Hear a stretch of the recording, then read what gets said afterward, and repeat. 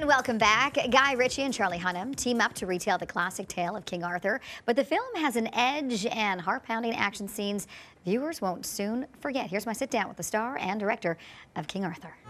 The born king will come. It is inevitable. You felt it.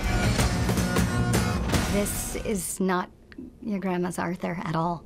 We wanted to bring something that felt fresh and worthwhile. I mean, if you're going to part with your $15 or whatever it is to go to the cinema nowadays, then, you know, we want to deliver something that makes you feel as though you've got your money's worth.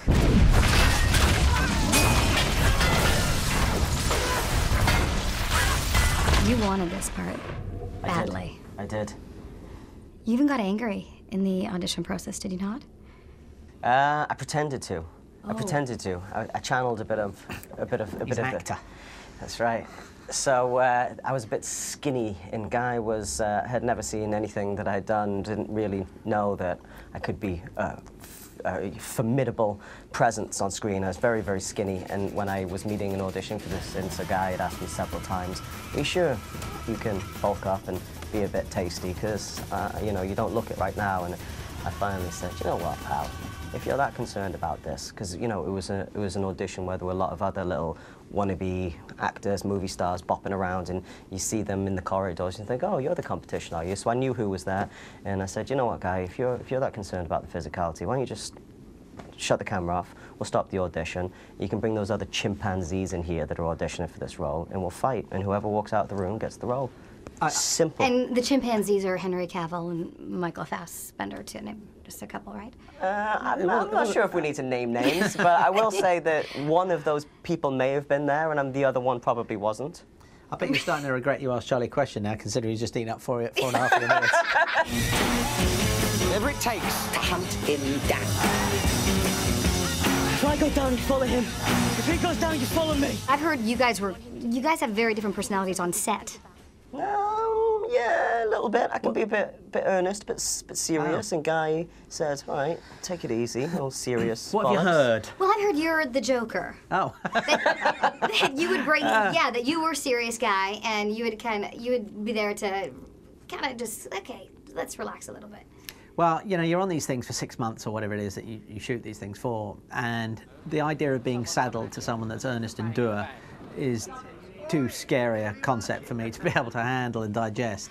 So I make it known quite early on that this is going to be fun. Best and worst thing of making this film?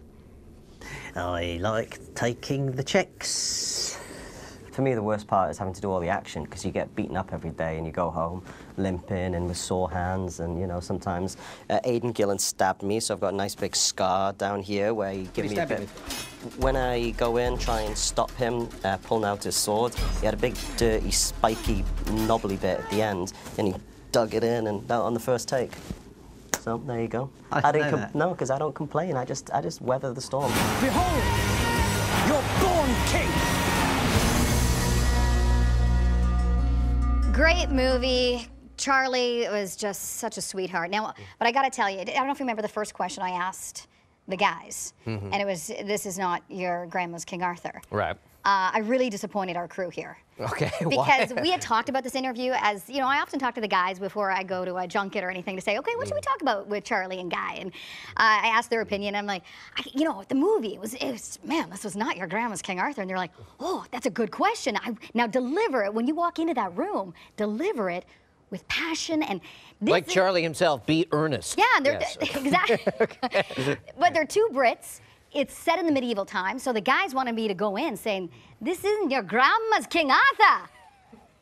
They wanted me to say that, and I didn't. You so didn't? I disappointed the boys. I'm sorry, guys. Why? Did you like choke at that moment? Did you think I can't deliver the line in front of these two mega stars? I would have done it if they were sitting here on the set and we had just watched the trailer together. I would have totally done it because I felt that. Totally. But the junket is a whole different atmosphere. It's dark. We're not watching the trailer. Yeah. And it's a completely different atmosphere. So I could hear Mark and Nick in my ear saying, "Say it! Say it! Plus, the difference is, if they're live here, they won't walk off. But there, if you offend them, they're like, "See you later." They're unmiking. Oh, I know. Like, particularly with Guy. Like, I think Charlie may have chuckled, but Guy would just have looked at me and said, "She is a strange one."